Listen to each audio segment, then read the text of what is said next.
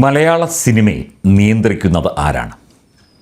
മലയാള സിനിമയെ മട്ടാഞ്ചേരി മാഫിയ എന്ന ഗൂഢസംഘം 2016-17 കാലഘട്ടത്തിൽ നിയന്ത്രിച്ചിരുന്നതായുള്ള വാർത്തകളും വിവരങ്ങളും ഉണ്ടായിരുന്നു.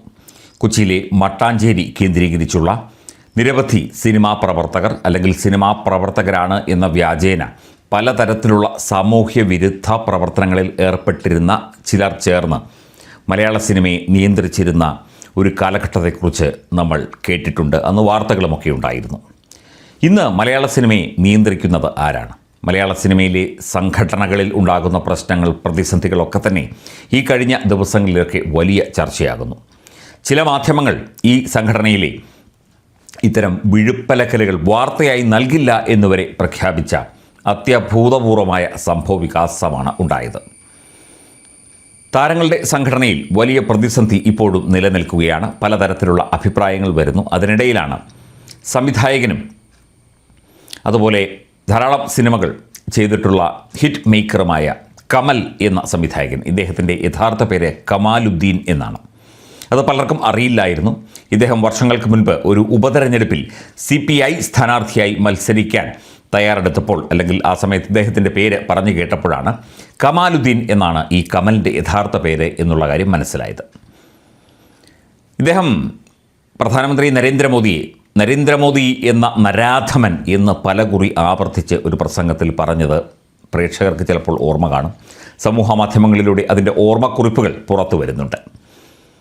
ഒരു ജനങ്ങൾ തിരഞ്ഞെടുത്ത ഒരു ജനപ്രതിനിധിയെ, ഇന്ത്യയുടെ പ്രധാനമന്ത്രി അല്ലെങ്കിൽ ഗുജറാത്തിൻ്റെ മുഖ്യമന്ത്രിയായിരുന്ന വ്യക്തിയെ നരേന്ദ്രമോദി എന്ന നരാധമൻ എന്ന് കേരളത്തിൽ ഇരുന്നു കൊണ്ട് ഒരു ചലച്ചിത്ര സാംസ്കാരിക പ്രവർത്തകൻ വിളിക്കുകയാണെങ്കിൽ അയാളുടെ നിലവാരം എത്രത്തോളമുണ്ട് എന്ന് അന്നേ ജനങ്ങൾക്ക് മനസ്സിലായതാണ്. ഇപ്പോൾ പുതിയ ചില അഭിപ്രായങ്ങളുമായിട്ട് ഈ കമാലുദ്ദീൻ എന്ന കമൽ രംഗത്ത് വന്നിരിക്കുന്നു. അതായത് മലയാള സിനിമയിൽ സംഘപരിവാർ സാന്നിധ്യം വളരെയധികം വർദ്ധിച്ചിരിക്കുന്നു, അതിൻ്റെ പ്രശ്നങ്ങളാണ് ഇവിടെയുള്ളത് എന്നാണ് കമൽ പറയുന്നത്. ജനങ്ങൾക്ക് മനസ്സിലാക്കാനാണ് കമൽ എന്ന് പറയുന്നത്. ഇദ്ദേഹത്തിൻ്റെ യഥാർത്ഥ പേര് കമാലുദ്ദീൻ എന്ന് തന്നെയാണ് എന്ന് ആവർത്തിച്ച് പറയുന്നു. സംഘപരിവാറിന് 100-ലധികം സംഘടനകളുണ്ട്. പല രീതിയിൽ പ്രവർത്തിക്കുന്ന, പല മേഖലകളിൽ പ്രവർത്തിക്കുന്ന.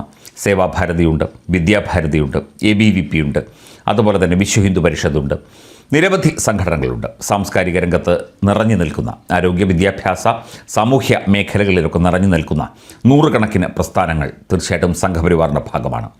കേരളത്തിലെ ജനസംഖ്യ നോക്കുകയാണെങ്കിൽ ഒരു 6-7 പേരിൽ ഒരാൾ ചിലപ്പോൾ ഒരു സംഘടനയുമായിട്ട് സംഘപ്രവർത്തകനായിട്ടോ അല്ലെങ്കിൽ സംഘവുമായി ബന്ധപ്പെട്ട സംഘടനയായിട്ടോ പ്രവർത്തിക്കുന്നവരായിരിക്കും. കണക്ക് നോക്കുകയാണെങ്കിൽ ഈ 100-ലധികം സംഘടനകളിൽ പ്രവർത്തിക്കുന്ന പലരുണ്ടല്ലോ. കേരളത്തിൽ ഏറ്റവും അധികം ശാഖകളുണ്ട്. RSSന് ഏറ്റവും അധികം ശാഖകൾ ഉള്ളതും കേരളത്തിലാണ്. പാർലമെൻ്ററി ജനാധിപത്യ രംഗത്ത് വലിയ ചുവടുറപ്പിക്കാൻ നേരത്തെ പറ്റിയില്ല. പക്ഷേ അത് കൃത്യമായി തന്നെ അത് പ്ലാൻ ചെയ്ത് നടപ്പിലാക്കുന്നുണ്ട് BJPയിലൂടെ സംഘപരിവാർ. ഇപ്പോൾ ഈ സംഘപരിവാർ പ്രസ്ഥാനങ്ങളിൽ ഒരാൾ അംഗമായി എന്ന് വിചാരിച്ച് അത് എങ്ങനെ ഒരു മഹാപരാധമാകും? അത് സിനിമാ മേഖലയിലായാലും ശരി, വേറെ ഏത് മേഖലയിലായാലും ഒരാൾക്ക് സംഘവിശ്വാസമുണ്ട്, അല്ലെങ്കിൽ ഒരാൾ ദേശീയതയ്ക്കൊപ്പം നിൽക്കുന്നു, രാഷ്ട്രത്തിന് ഒപ്പം നിൽക്കുന്നു എന്നത് ഒരു ക്രിമിനൽ കുറ്റമാണ്. ഈ കമലിനെ പോലുള്ള ആളുകൾ ചെയ്തു കൂട്ടിയ കാര്യങ്ങൾ, അല്ലെങ്കിൽ ഇയാൾക്കെതിരെയുള്ള പല ആരോപണങ്ങൾ, പ്രത്യേകിച്ചും പെൺകുട്ടികളെയൊക്കെ തന്നെ സിനിമയിൽ അഭിനയിപ്പിക്കാം എന്ന് പറഞ്ഞ് വിളിച്ചു കൊണ്ടുപോയി ഉപദ്രവിച്ച, പീഡിപ്പിച്ച നിരവധി സംഭവവികാസങ്ങൾ 2018-19 വർഷങ്ങളിലൊക്കെ വളരെ കാര്യമായിട്ടുണ്ടായിരുന്നു. നിരവധി പേർ ഇയാൾക്കെതിരെ പരാതി കൊടുക്കുകയും ഒക്കെ ചെയ്തു. അതിൽ പലതും സെറ്റിലാക്കി എന്നാണ് പിന്നീട് ഇയാൾ മാധ്യമങ്ങളോട് പറഞ്ഞത്. അതായത് പണം കൊടുത്തോ അല്ലാതെയോ സെറ്റിലാക്കി എന്നുള്ളത്. എന്ന് പറഞ്ഞാൽ പരാതി ഇല്ലാതാകുന്നില്ല, അല്ലെങ്കിൽ ആ പീഡനം, ആ ഉപദ്രവം ഇല്ലാതെയാകുന്നില്ല. ഈ ചിരിച്ചുകൊണ്ട് ഇത്തരത്തിൽ ഉള്ള വാക്കുകളൊക്കെ പ്രയോഗിക്കുമ്പോൾ, നരേന്ദ്രമോദി എന്ന നരാധമൻ എന്ന് പ്രയോഗിക്കുമ്പോൾ, രാജ്യത്തിന് എതിരെ നിൽക്കുന്ന സംഘടനകളുമായി ചേർന്ന് നിൽക്കുമ്പോൾ, ജിഹാദിസം എന്ന ആ മതവർഗീയത അതിൻ്റെ അംശം കലർന്ന് പ്രവർത്തിക്കുമ്പോൾ, പ്രസംഗിക്കുമ്പോൾ ഒക്കെ തന്നെ ചിലപ്പോൾ ഈ സംഘപരിവാർ നിങ്ങൾക്ക് ശത്രുക്കളായി തോന്നിയേക്കാം.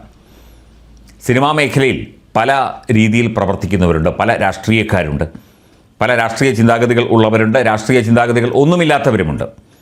സിനിമ എന്നത് അതൊരു ജനകീയ മാധ്യമമായതുകൊണ്ടും കലയോടുള്ള ഇഷ്ടം കൊണ്ടും വരുന്നവരുണ്ട്. അതുപോലെ തന്നെ സിനിമാ മേഖലയിലൂടെ പല നേട്ടങ്ങളും അധികൃതമായും അനധികൃതമായും നേടാൻ വേണ്ടി പരിശ്രമിക്കുന്നവരുണ്ട്, കഴിവുള്ളവരുണ്ട്, ഭാഗ്യം കൊണ്ട് രക്ഷപ്പെടുന്നവരുണ്ട്. അങ്ങനെ എല്ലാം കൂടി മറിഞ്ഞ ഒരു വ്യവസായമാണ്, അല്ലെങ്കിൽ ഒരു കലാരംഗമാണ് സിനിമ എന്നത്. അത് കമലിന് അറിയാഞ്ഞിട്ടില്ല.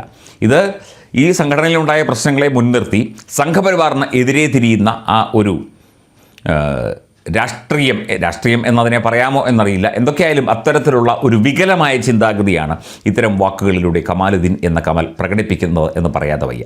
സിനിമയുമായിട്ടും ഈ അമ്മ സംഘടനയുമായിട്ടും ഒക്കെ ബന്ധപ്പെട്ട് വാർത്തകൾ ചെയ്യണമോ വേണ്ടയോ എന്നൊക്കെ നമ്മൾ പലകുറി ആലോചിച്ചതാണ്. ഇതിപ്പോൾ ഇയാളുടെ ഈ പ്രസ്താവന കേട്ടപ്പോൾ, കമലിൻ്റെ പ്രസ്താവന കേട്ടപ്പോൾ ഇക്കാര്യങ്ങൾ ഒന്ന് പറയണം എന്ന് തോന്നി. ഇവിടെ സംഘപരിവാർ എന്നത് ഏറ്റവും സുതാര്യമായി പ്രവർത്തിക്കുന്ന ഒരു സാംസ്കാരിക സംഘടനകളുടെ കൂട്ടായ്മയാണ്. അതിൽ സിനിമാ പ്രവർത്തകർ ഉൾപ്പെട്ടു പോയി എന്ന് വിചാരിച്ച് അതൊരു തെറ്റൊന്നുമല്ല, അതൊരു രാഷ്ട്ര നിന്ദയൊന്നുമല്ല, രാജ്യദ്രോഹമൊന്നുമല്ല. അത് സ്വാഭാവികമായി സംഭവിക്കുന്നൊരു കാര്യമാണ്. ഇത്രയധികം ജനങ്ങൾ ഉള്ള ഒരു രാജ്യത്ത് പലരും പല രാഷ്ട്രീയ ചിന്താഗതിക്കാരായിരിക്കും, പല മതവിശ്വാസികളായിരിക്കും. എല്ലാവരും ഒത്തൊരുമയോടെ മുമ്പോട്ട് പോകണം. മലയാള സിനിമയിൽ സാധാരണക്കാരായ നിരവധി പേർ പ്രവർത്തിക്കുന്നുണ്ട്. നിരവധി പേരുടെ ജീവിതമാണ്, അന്നമാണ് സിനിമ എന്ന് പറയുന്നത്.